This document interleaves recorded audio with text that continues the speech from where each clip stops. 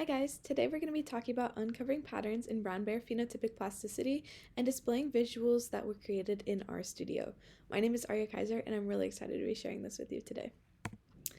So this presentation focuses on themes in phenotypic plasticity within brown bear subspecies in Alaska specifically, displays these trends in our studio, and discusses similarities, patterns, and further research that can be completed on this topic. So we're going to go ahead and start with an overview, we'll do a literature review, go over methodology, talk about results created in our studio, and then we have a discussion and conclusion as well. So, what is phenotypic plasticity? This is the ability of an organism to modify its physical traits, behavior, or structure in response to environmental changes without altering its genetic makeup. So, these are physical traits that we are observing as people looking at these species. And this is not things that are being changed genetically. So, there's no changes in DNA or genetic makeup whatsoever.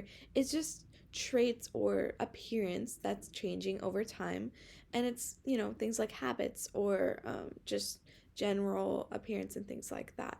So these can be impacted by a number of things such as habitat change, temperature change, pollution, deforestation, and resource distribution. So both good and not so good things can affect phenotypic plasticity in physical traits, behaviors, things like that. So it can be changed and impacted by a myriad of things. For this project, we do have two hypotheses, a null and an alternative. The null hypothesis states that there's no statistical significant relationship between the phenotypic traits displayed and environmental variables. And the alternative hypothesis states that there is a statistically significant relationship between phenotypic traits and environmental variables. Overall, for this project, I analyzed 3 different literature reviews, all focused on phenotypic traits in brown bears. So this first article that I looked at was a very large-scale analysis, kind of overarching North America, and it was exploring size variation between brown bears and black bears, and ultimately determined that brown bears are generally larger in size than black bears.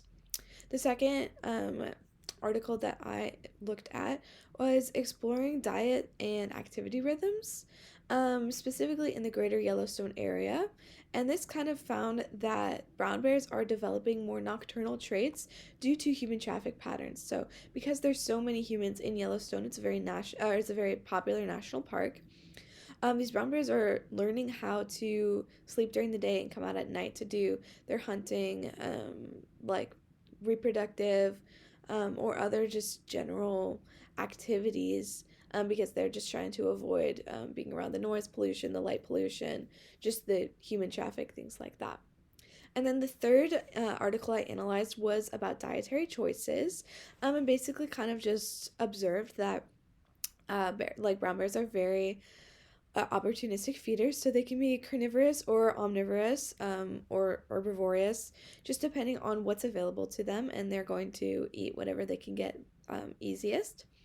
It also kind of showed that the mothers are teaching their babies like eating patterns, and so for 3 to 5 years after these babies are growing up, they're still using the same habits and traits that the moms taught them over the course of time, and it takes about 3 to 5 years for them to start developing their own habits. So the methodology for this research project was some public data that was collected by some researchers through the Department of the Interior, and this is in the form of CSV files. So this just has the specific population of the bears and the area that they're in, their number, their gender, the year that the data was collected, and then we have estimated age versus actual age. So this is the age that the researchers are estimating these populations to be at, and then the actual age that they were at, and then we have estimated age compared to lean mass, which is just weight. So we went ahead and plugged these into RStudio, which is a programming software.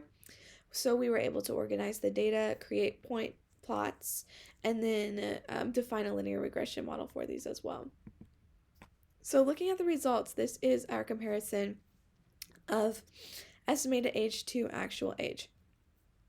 So in this graph, basically this red line, our linear regression line, means an accurate estimation. And then the points above the line just mean an overestimation, and the points below the line mean an underestimation. So basically, we can see from this graph that it's actually very uncommon, or very rare for it to coincide. So these estimations were very often incorrect and not accurate. And there's an even ratio of overestimations to underestimations. So this is kind of showing that it's very, very difficult to properly estimate the age of an animal just by looking at it. And this can be for a myriad of reasons. This can be that the specimen is appearing to be larger, or be a different color than the general standard for what in that age should be and look like. So it's very easy to kind of make mistakes in this and not have an accurate estimation. Our second graph is showing basically this red line, or linear regression, is the average between these 2 points, and these are where the lean mass, so the weight, is coinciding with the estimated age. So this is basically showing that overall, as these animals are getting older, or as we believe that they're getting older, they are getting larger, and that's pretty typical within many species. They're increasing in weight, they're, developing good feeding habits and things like that. So it really does display that they are doing well in their environment, because they are continually gaining weight overall within their weight. So these are very, very good things. This is a great model to have, to know that the species is doing well in their environment. So overall, again, the estimated age versus actual age, it's really, really important to know age when looking at brown bears and how they are portraying phenotypic plasticity trends. However, estimated age is just a very difficult thing to be accurate in. And so it's not a super secure method of comparison in analyzing phenotypic plasticity. Estimated age versus lean mass is a good way to see how this creature is doing in their environment and how they're reacting to their environment. So we can say that we did prove the alternative hypothesis, where there is a direct correlation between phenotypic plasticity and environmental changes. This is very preliminary research, so it's very difficult to explain for real all the environmental variables and all the changes that are happening within these species, but we're definitely seeing a couple trends and a couple just patterns that are really cool. And further research on this is going to be really awesome. I think overall we just need more data, we just need more numbers, more people going out and getting these numbers for us, and tracking weather patterns, and tracking like hibernation patterns within these species. I think that would be really, really interesting to observe, and how, the environment is impacting these species and how the species is adapting to their environment.